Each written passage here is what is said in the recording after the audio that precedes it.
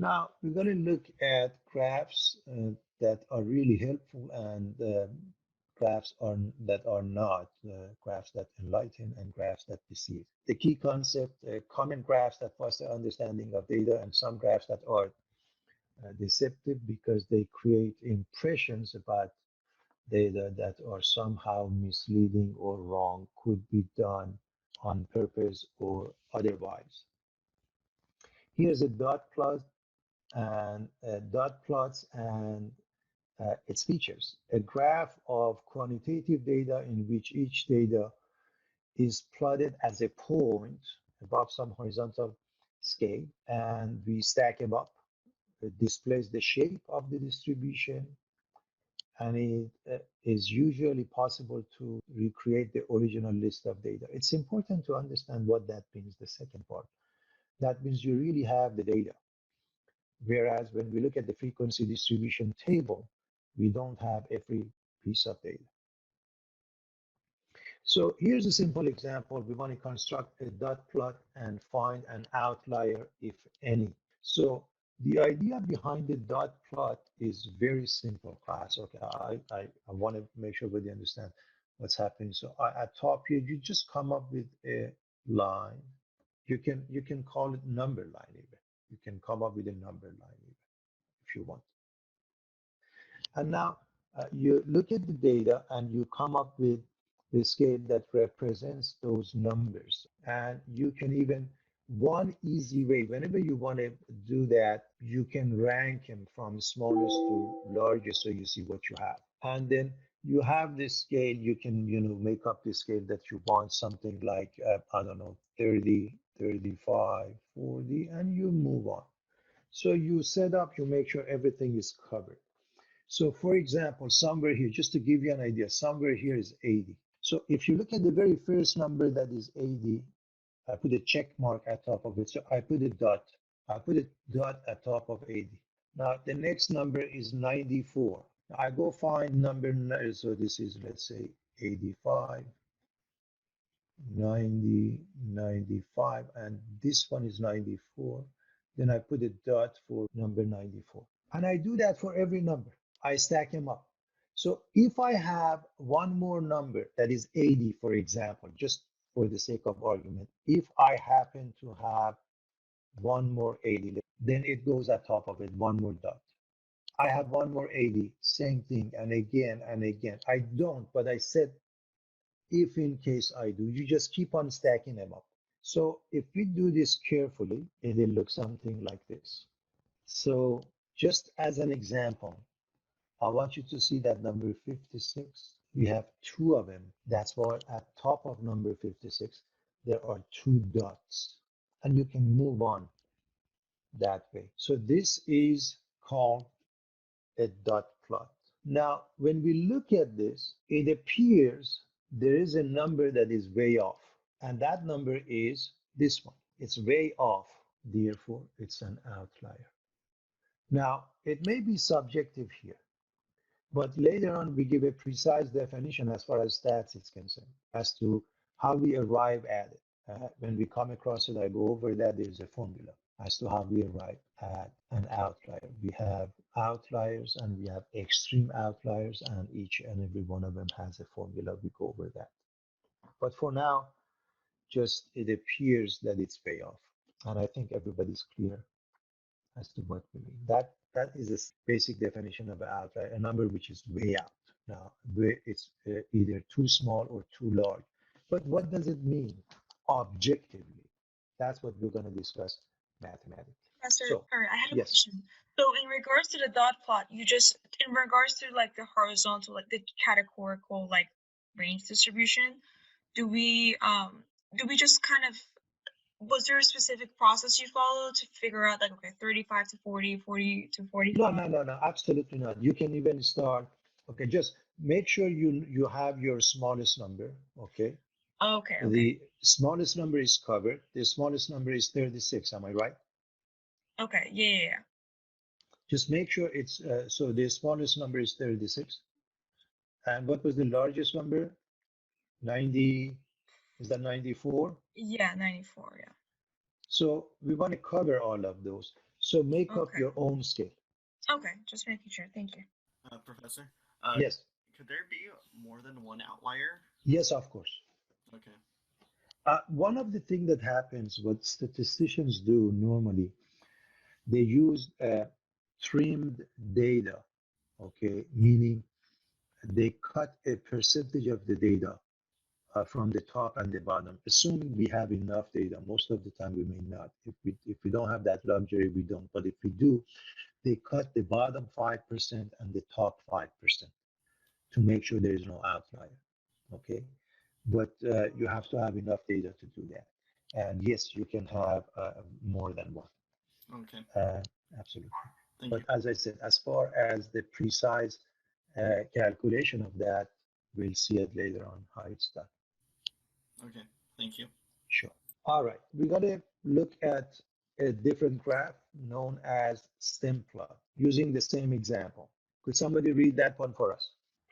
Stem plots represents quantitative data by separating each value into two parts, the stem such as the leftmost digit and the leaf such as the rightmost digit. Perfect. Could somebody read that for us? Features of a stem plot shows the shape of the distribution of the data, retains the original data values, and the sample data are sorted or arranged in order. So what happens in this case, you really look at the data and you see there are two digits. Because there are two digits is fairly easy to pick. You look at the leftmost digit and the rightmost digit. You basically have a horizontal line and you go from the smallest to largest and you see the smallest number was 36. So let's start with 3, 4, and you go all the way to 9. So as an example for 80, we would write 8, and then to the right of it, we write the second digit, which is 0. Now let's stick with 80. The next one is 94. So that's 94. But I want to go back to 80. Anything that are in 80s will go next to this one. For example, the next one I see 82. If I'm dealing with 80s only, then 8, 0, I'm going to write number 2. Now, we better go with the order, but let's stick with the 80s. Let's see what else we have. Let me just circle the 80s. We have 86, we have 88, we have 84, and I believe that's it. So now, even if you don't put it in order, it's okay, but it's a good practice to put it in order. So the next one would be 84. The next one would be 86. And the last one would be 88. And that would be for 8080. That means, so if I were to read this from here, I should be able to get all my data back. I have numbers 80, 82, 84, 86, and 88. Now you do the same thing for all of them. So I hope it is clear as to what we have here. So stem plots and dot plots, they give us the whole data and the graph. Question. Yes, of course. Would there be situations where the number would be like 82.5? Yeah, I don't think for a case like that, they expect you to do the stem plot, but yeah, it could be, or the number could have 5 digits, and probably you cut it into 2 and 3 or 3 and 2. You know what I mean? Yeah.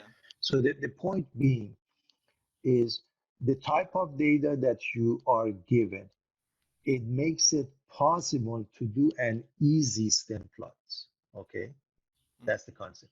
Okay. But yeah, I mean, for the sake of argument, if it's given as 88.7, you would put 8.7 on the right side.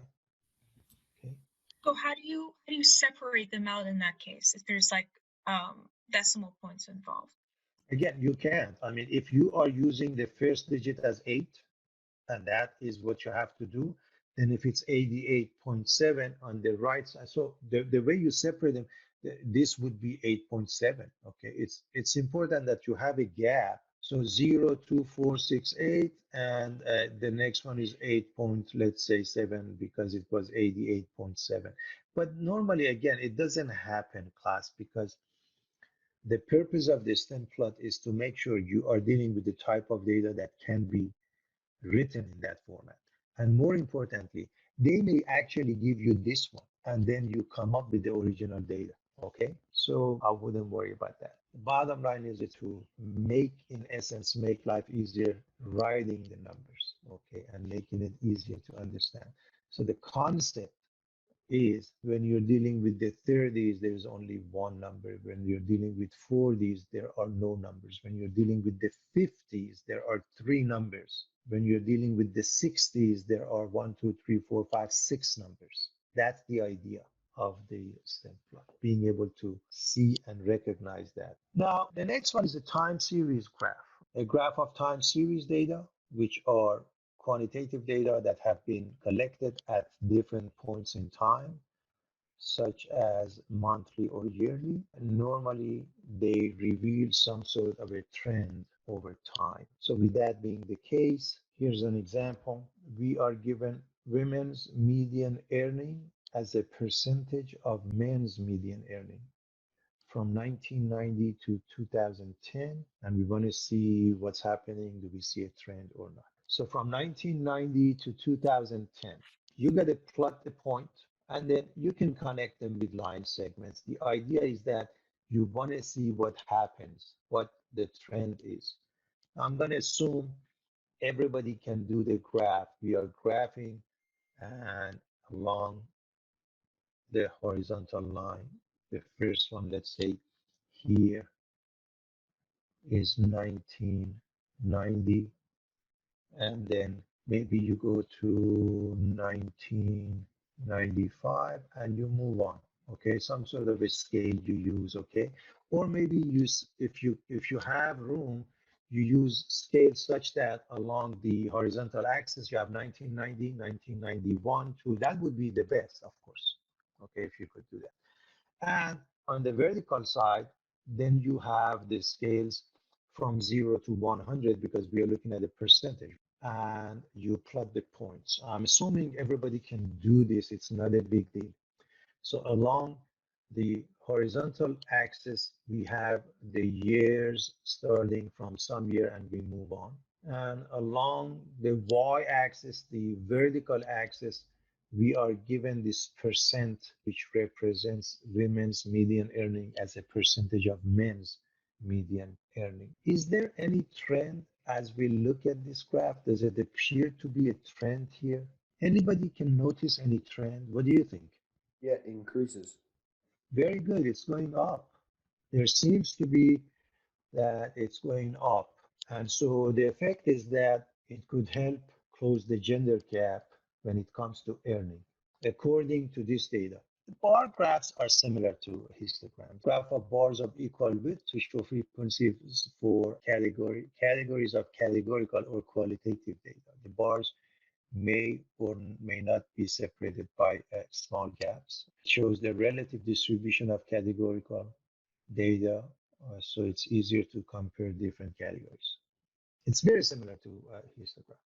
Now, a Pareto chart is a bar graph, then it has an added condition. We put the bars, we arrange them in descending order, of course, according to the frequencies or percent frequencies. So therefore, the height goes down as we go from left to right. And again, it has the same feature. So here's an example. We want to construct the Pareto chart for this example. Can somebody read the question for us, please? A study of retractions, admission of wrong claim in biomedicine showed 472 were due to error, 225 were due to plagiarism, 881 were due to fraud, 295 were due to duplication of publications, and 249 had other causes. Construct a Pareto chart. Among such retractions, does misconduct, fraud, duplication, plagiarism appear to be a major factor? Thank you so much. Obviously, it's fairly easy to come up with the chart. I don't think anybody has any problem with the chart. I want you to pay attention to the numbers. 472, 225, 881, and 295, and finally 249. So we want to go from the largest, which is 881, or due to fraud. That would be the very first bar, and that's the largest. So along the horizontal axis, we put the categories. What are the categories? Would be fraud as the first one. Then which one is the second largest is 472. So this would be the first bar.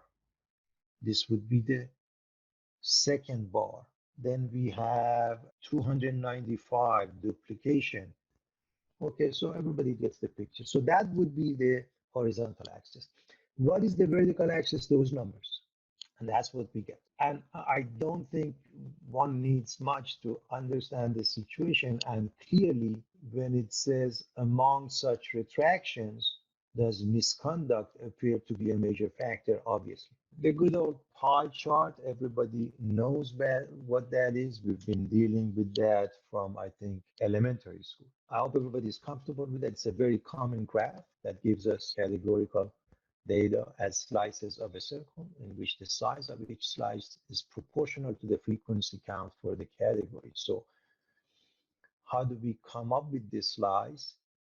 Is 360 degrees times the percentage that you need to come up with, if you will. That gives you the angle, if you will, that you need for the wedge. And so with that being the case, we want to look at this case, and to come up with the pie chart, you need to know what is the total. Just as an example, if we look at 881, so the percent that we need for that one, okay, remember, you come up with a circle, and then you want to cut it into pieces.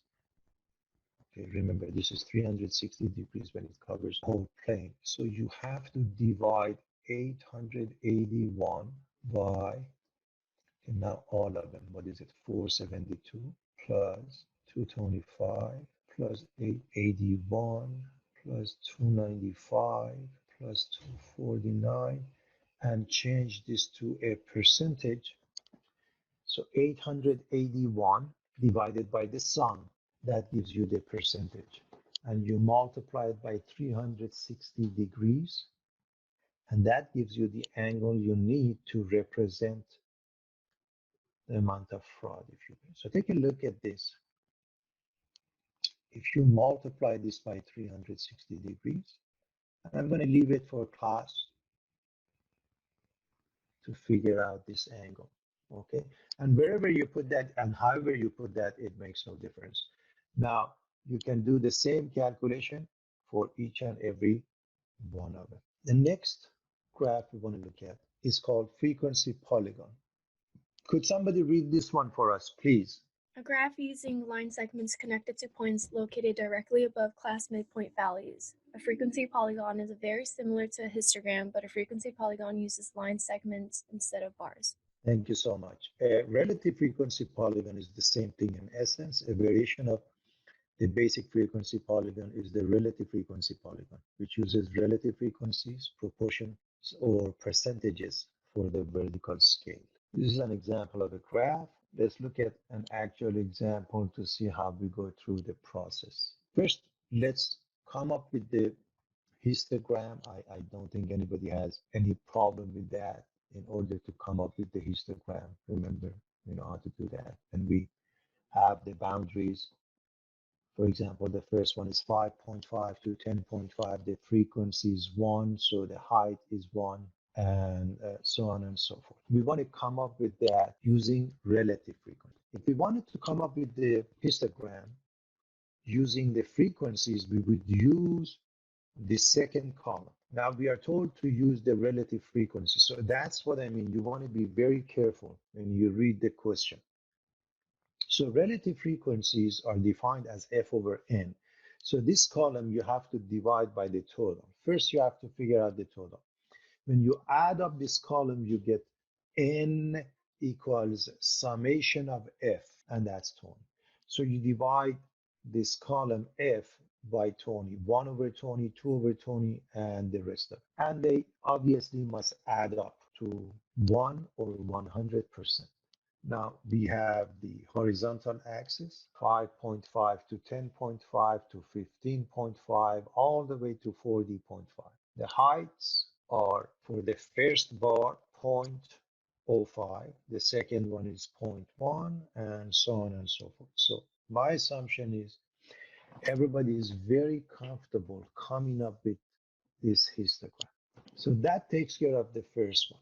The next one is the frequency polygon. So this question is asking for the histogram.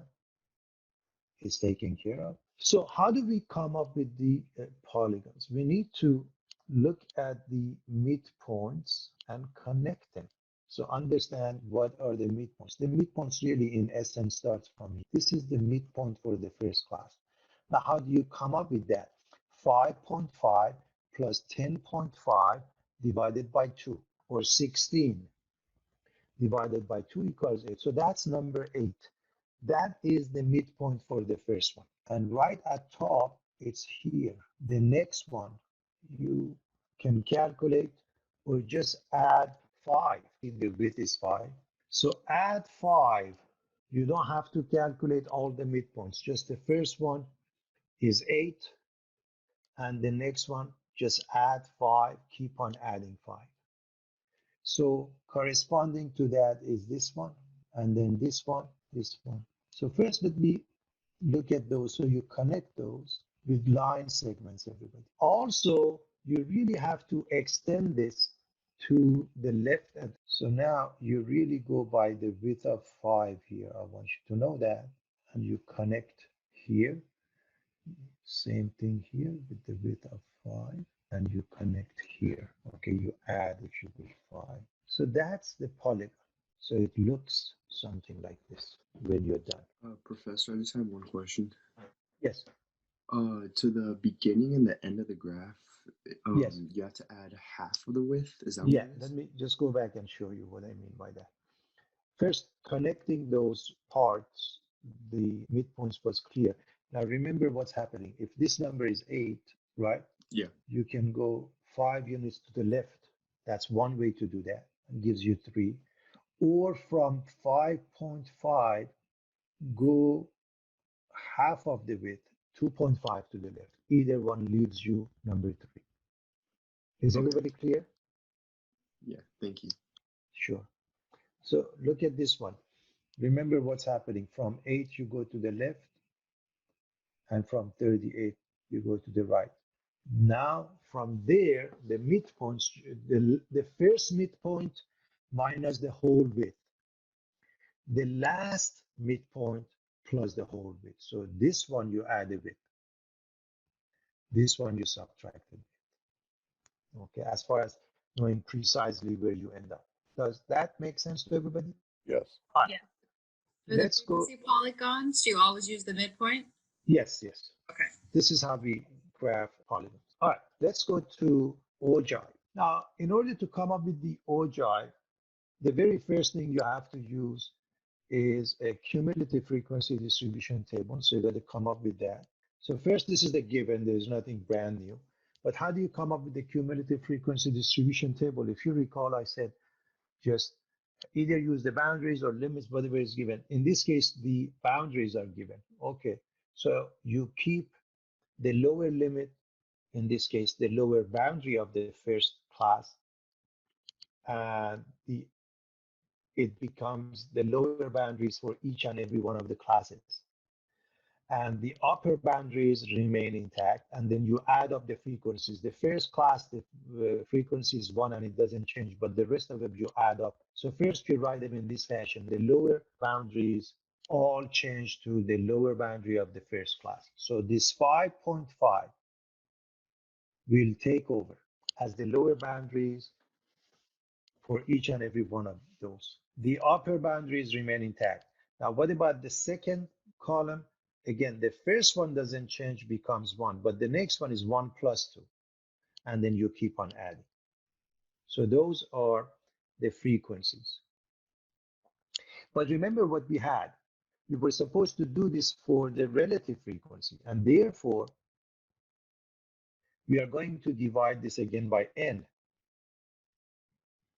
And the last one, it's extremely important to remember, the last one is always 1 or 100%. The last one is always 1 or 100%. And so we have this. Again, this shouldn't really take that long for you to figure out. We have gone over that. I just wanted to go through the procedure to remind you. So we have that. So we have the class boundaries for the cumulative frequency distribution table. We have the frequencies, and we are interested in relative frequencies. Now, how do we come up with the ogive? The way the ogive works, again, you put the boundaries on a horizontal line, and you put the frequencies or relative frequencies. In this question, we are putting the relative frequencies on the vertical line. So construct an ogive. It's a line graph that depicts cumulative frequencies. So ogive goes with cumulative frequencies. And ogives use upper class boundaries and cumulative frequencies or cumulative relative frequencies of the classes. What do we mean by that? The lower boundary of the first class, okay, so you have your horizontal line, you have your vertical line. Your horizontal line are the boundaries, end of the story. What about the vertical? The vertical lines is either the frequencies or relative frequencies. And which one are we using for this question? The question was asking for relative frequency. That's why we're going to use that. But you have to read the question and make a decision accordingly. So with that being the case, we are going to use the relative frequency. So we go from the smallest to largest, or relative frequency or percent frequency, it doesn't matter. So 0.05 or 1 out of 20, okay? And you keep on going all the way to the end, and it has to be 1. So how does this work? How do we connect the line segments? I want everybody to pay attention to the lower limit of the very first class corresponds to 0. The upper limit of the very last class corresponds to 1 or 100%. Everything else goes in between, putting together as line segments. What lower limit of the first class is 5.5, and it corresponds to either 0 or 0%, depending upon whether you're using the frequency or percent frequency. Upper boundary of the last class is 40.5, and this number corresponds to either 1, or if it's a percent frequency, 100%, or if it's frequency, this must correspond to the value of n. In other words, if we were doing the frequencies, that would be number 20. So those are the first thing I want everybody to understand. So the lower limit of the first boundary corresponds to 0%. The upper boundary of the last one corresponds to 100%, or n. What happens afterwards? You look at the upper boundary of the first class. So the upper boundary of the first class is 10.5. And that corresponds to either 1 or 1 over 20. So look at this number. At top of 10.5, you either have number 1 or number 0.05. You use 1 if you're dealing with frequencies. You use 0.05, and we are going to use 0.05 here if you're dealing with percent frequency or relative frequency, okay? Now, for 15.5, you put 3 or 0.15. For 20.5, you put either 6 or 0.3. For the next one, you Professor, put either 11. Yes, go ahead. I have a question. Is it going to tell us when it's cumulative relative frequency on the y-axis, and then we know whether to put 3 or 0.15 or yes, 6? The question, if you go back to the question that we did, previous page, it said specifically relative frequencies, and I underlined it. Okay, thank you.